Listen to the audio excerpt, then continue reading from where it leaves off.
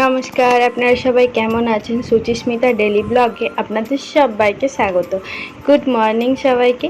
বাবু এখন ঘুমাচ্ছে আর আজ দিয়েছে প্রচণ্ড গরম, তাই বাবুকে কুলারটা চালিয়ে দিয়েছি। আর মা এইদিকে যত তাড়াতাড়ি সম্ভব রান্নাবান্নাগুলো কমপ্লিট করছে। কেন বলুন তো? কারণ আছে, পরে বলছি। আর এখন শুধু চাটনিটা হচ্ছে। আর এই যে সসপ্যানটা দেখছেন, এটা কে এনেছে বলুন তো? চলুন দেখাচ্ছি। আর এইটা হচ্ছে আমার মায়ের একটা ছোট্ট রান্নাঘর। আর এই যে কারা এসছে দেখুন, আমার বাপি মামুনি আর বরমশাই। কেন এসছে বলুন তো? এখন ওরা সবাই চা জল খাচ্ছে। আর কেন এসছে? হ্যাঁ, এখানে আমাদের এখন 24 প্রহর হচ্ছে, তো ওইদিকে তো এরকম হয় না, তাই এইগুলো নতুনত্ব আছে, তাই ওরা দেখতে এসছে। আর আমাদের যে কি আনন্দ হচ্ছে। তাও এসছে কি আমার জন্য কলা, ফল মূল কত কিছু এনেছে দেখুন। এই যে আর স্প্রাইটও এনেছে। জানে আমি এগুলো খেতে খুব ভালোবাসি, তাই এনেছে আমার বাপি মামুনি। এই যে নানা বাড়া চা শরবত এইটাতে তো মিষ্টিটা কতটা ভুল করেছিল, এটা আবার ধরে মরে গেল। তুমি যাও, সব মিষ্টি মিষ্টি ঠিক আছে, বেশি মিষ্টি করেও তো লাভ। এই ভিডিওটা না আমি করিনি, আমি না তখন ঘুমাচ্ছিলাম বাবুকে ধরে। আসলে আমার শরীরটা না খুব দুর্বল দুর্বল লাগছিল, খুব খারাপও করছিল, তাই আমি একটু গিয়ে শুয়েছিলাম। আর এই সময় আমার বরমশাই এই ভিডিওটা করেছে, যেহেতু আমি ঘুমাচ্ছি সেগুলো আপনাদেরকে দেখানোর জন্য। পরে আমি দেখছি এই ভিডিওটা করা আছে, তো সেটাই আপনাদের সাথে শেয়ার করছি। এই দেখুন, বাবুকে স্নান টান করানো হয়ে গেছে। আর আজকে না খুব গরম বলে কুলার চালিয়ে মা বেটাতে ঘুমাচ্ছি। আর এই যে আমাদের সেই কুলারটা বাজাজের, এইটা যদি না থাকতো এই গরমে একদম কেরোসিন হয়ে যেত অবস্থাটা। তো যাই হোক, আর এইটা আমাদের ছোট্ট একটা ঘর, এই ঘরটাতেই আমরা থাকি। আর এই যে দেখাচ্ছি আমি আর আমার বাবু কেমন জড়িয়ে ধরে ঘুমাচ্ছি। এই যে ওর হিংসা হচ্ছে, তাই এই ভিডিওটা করে রেখেছে আর বাবু দেখেছেন কেমন আমার আঙুলটা ধরে ঘুমায়। ওকে যখন আমি এরকমভাবে দড়িয়ে ধরি তখন ও এরকমভাবেই আঙুলটা ধরে ঘুমায়, নয়তো আমার একটা জামা ধরে চিপে ধরে ঘুমায়। এই যে আমরা তিনজন একই ফ্রেমে, তাই তো আমি বলতে পারলাম। ও যখন ফোনটা নিয়েছিল আমি বলছি কী করছো, বলছে আমাদের ভিডিও। আর এখন এসেছি দুপুরবেলায়, আমাদের সব খাওয়া দাওয়া কমপ্লিট হয়ে গেছে। আর ভাই খাচ্ছিল আম। আর ওই যে দেখুন আটিটাকে মুখে ধরে আছে, ছাগলটা কীরকম আটিটা খাচ্ছে দেখেছেন। আর ওনা খুব পশুপ্রেমী জানেন তো, ওদেরও ঘরে আছে কিন্তু ওদের দিকে খুব ভালোবাসে। একবার না একটা ঘটনা ঘটেছিল, মামা তখন বেঁচে ছিল, পরে বলছি আপনাদের। আর আমরা এখন খাওয়া দাওয়ার পরে 7 আপ খাচ্ছি, ওটাও বাপি মামনি এনেছে, তাই 7 আপ খাবো, তার জন্য আমরা বসে আছি। ওই যে সব মা কাপগুলো দিয়ে গেছে, এবার সবাইকে ঢেলে ঢেলে দেওয়া হবে। আর ওইদিকে ও এখনও ওদের সাথে খেলা করেই যাচ্ছে। ওই ছাগলটা না একটা প্লাস্টিক খেয়ে নিয়েছে, তাই ভাই ওর মুখ থেকে প্লাস্টিকটা বার করার চেষ্টা করছে, কিন্তু সেটি কি আর থাকে বলুন তো?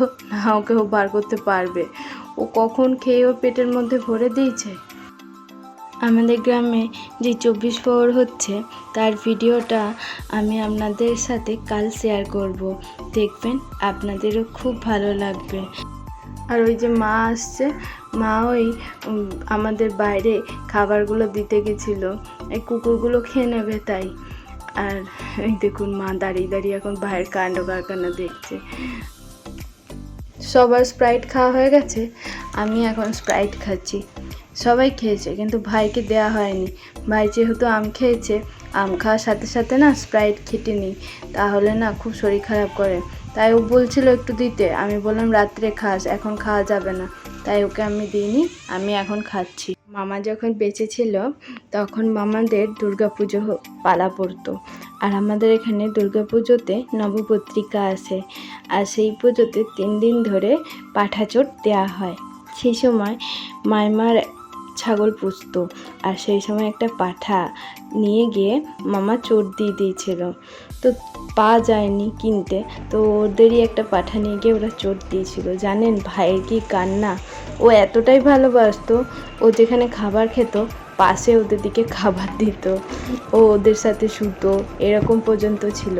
আর ও না খুব ভালোই বাসে, জানেন ও এতটাই ভালোবাসে, তাহলে তো ওর কষ্ট হবেই বলুন।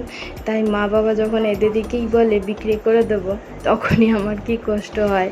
সারাদিন ম্যাঁ করে, ঠিক টাইমে খাবার খায়, আর কীরকমভাবে মায়া মায়া চোখ দিয়ে তাকিয়ে থাকে। ওদের দিকে যখন বিক্রি করে দেওয়ার কথা বলে না, আমার বুকটা ফেটে যায় জানি, কিন্তু বিক্রিও করতে হবে আর মানুষ কেটে খাবেও, কিছু তো করার নেই, তাই না? আমরা চাইলেও আটকাতে পারবো না, এইটাই হয়তো জগতের নিয়ম, এইভাবেই সৃষ্টি হয়ে আসছে। ওদের দিকেও পুনর্জন্ম পেতে হবে, ওদের দিকেও মৃত্যুবরণ করতে হবে। হয়তো ওদের মৃত্যুটা খুব কষ্টের। যখন আমাদের এখানে কালী পুজো হয় আর অত চোট হয় না, খুব কষ্ট পাই জানেন, আমি ওই জন্য চোট দেখতেই যাই না। যাই হোক, আমরা এখন কি করছি বলুন তো, মাশরুম ছাড়াচ্ছি। আমার মাশরুম খেতে খুব ভালো লাগে, তাই বাপি মামনি মাশরুম এনেছে, আজকে রাতে হবে, তাই মাশরুমটা ছাড়িয়ে রাখছি। আর আমি তো বাড়িতে খুব খেতাম, খুব ভালো লাগতো জানেন, মামনি খুব সুন্দর করে রান্না করতো, তাই আজকে মা করবে, মামনি বলে দেবে। আর আমার এই মাশরুম খেতে খুব ভালো লাগে, তো সবাই মিলে ছাড়াচ্ছি। আসলে এটা না কুটকামের কাজ, জানেন তো, একটা করে ওই উপরে খোসাটা ছাড়াতে হয়, তাই তিনজনে মিলে লাগিয়েছি যাতে তাড়াতাড়ি ছাড়ানো হয়ে যায় আর একটুখানি গিয়ে রেস্ট নিতে পারি। যারা তৃণভোজী প্রাণী তাদের দিকেই দেখুন আমরা কেটে খাচ্ছি, আর যারা মাংসাশী প্রাণী তাদের দিকে কি আর আমরা কেটে খেতে পারি? তারাই তো আমাদেরকে খেয়ে নেবে। তো যাই হোক, আমাদের কাটা কমপ্লিট হয়ে গেছে, ব্যাস এবার আমরা কি একটু রেস্ট নেবো। বাবু ঘুম থেকে উঠে গেছে আর এখন মায়ের আদর খাচ্ছে, এই দেখুন কীরকমভাবে বসে আছে, আর ওর বাবা ভিডিওটা করছে। জানেন আমাদের গ্রামে এত বড় অনুষ্ঠান হচ্ছে, কিন্তু বড় একটা অঘটনও ঘটে গেছে, অনেকে খবরের কাগজেও বেরিয়েছে, জানেন এই ঘটনাটা। আমাদের গ্রামে না অনেকজনের ফুড পয়জনিংয়ের মতন হয়েছে, অনেকের ডায়রিয়া, প্রায় 40-42 জন মতন মানুষ এখন হসপিটালাইজ, আর প্রায় ঘরে ঘরেই মানুষের পায়খানা বমি হচ্ছে। জানি না হঠাৎ করে কেন এরকম হলো, গোবিন্দ হরি আমাদের মধুসূদন কেন যে এরকম পরীক্ষা নিচ্ছে বলতে পারবো না।